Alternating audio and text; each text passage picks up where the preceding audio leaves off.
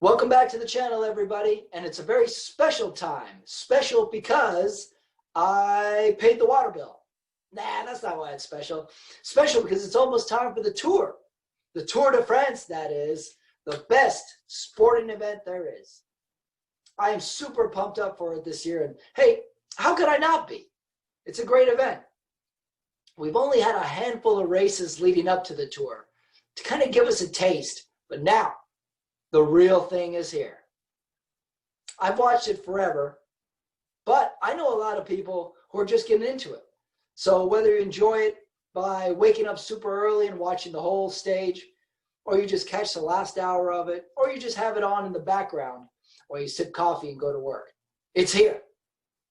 And I've got 5 main questions coming into the race. 5 thoughts, 5 curiosities, 5 concerns even. It's going to be great. Starts on Saturday.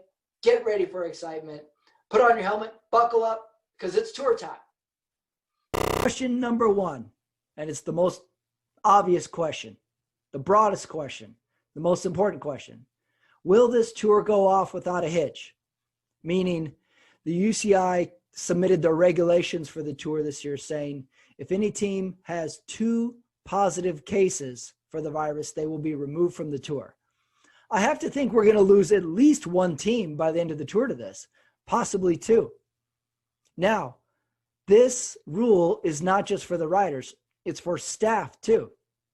So what if you have a rider who's doing really well, threatening to do well, he's riding well, and the bus driver gets the virus? Are they all out? I can't help but think we're going to have a little fudging of the rules here. This is a big one to keep an eye on. Here's what I would do. If I was any of these teams, I would minimize all outside contact. I would have the riders drive the bus, the riders cook the meals. Hell, have the riders fix the bikes too. That'd be pretty cool. Add an extra element to the race. Actually, add a new jersey category too. We already have best young rider, best sprinter, best climber. What about best pasta chef? Think about it.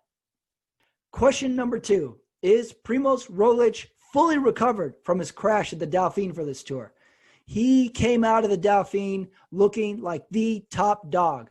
He was riding well. His team was riding well. They were the new guys.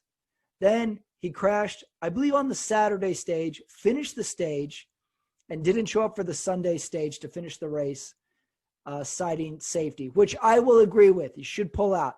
He should have pulled out on the day before, the Saturday, and just called it good. He already showed that he was good in the mountains. The team already showed they were strong. Saved the potential for more injury. But now the question becomes, is he fully recovered and ready for Saturday? And for 3 weeks of racing, mind you. I read something saying that he was recovered. However, his team was outside training. He was still indoors on the trainer. So we'll have to watch. Although I read an article today saying he's primed and ready. Question, is he ready? I guess we'll see.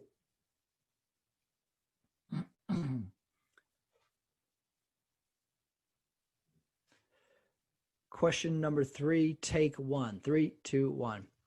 Question number 3, and I'm surprised we haven't asked this already. Can Egan Bernal repeat? He's the defending champion. He's looked pretty good coming into the race. Can he win it again? A lot of team stuff going on with Bernal. He was on Team Ineos. They changed their name. They're Team Grenadier now, I believe. No Froome, no Thomas on the team this year. I would have taken Thomas. I see the exclusion of Froome, but I would have taken Thomas for the experience alone. I think that goes a long way. It's a very hilly addition to the tour this year. So it suits him, and I am of the belief that Bernal is still building fitness. So can he repeat? I say he can. Will he repeat? That's a harder one. I have to check in a week. Can Bernal repeat? The defending champion, the Chicago Bulls? Maybe. We'll watch for that one. Question number 4.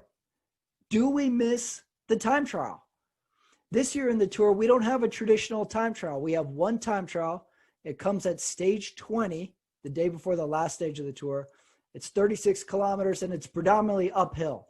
So Not your regular time trial where you see the disc wheels, aero helmets, all that stuff. Although I've heard every team talk about potentially doing a bike change for this stage. It's a flat first half of the course and it goes uphill. I personally like the regular time trial in the tour, at least 2 of them. It's a fun race to watch. I like it when it happens at the end of the first week too. It sort of shakes up the standings. You see who's good. And plus, when it's at the beginning of the tour, there's always a dude who will not be a threat to the GC who's in the yellow jersey, who's forced to ride a strong time trial. And I love seeing that effort. So I miss a time trial, at least 2. We have an uphill one this year, and it might be fun with the bike changes and the equipment choices for the riders, but I missed the time trial. Well, those are the questions leading up to the tour. Did I cover everything? What did I leave out? Maybe who will be the surprise rider of the tour? There's always someone. If you have questions yourself, you should put in the comments. Let's check them out. Viva la Tour starts on Saturday. It's 3 weeks long. I'll be watching every minute of it. See you there.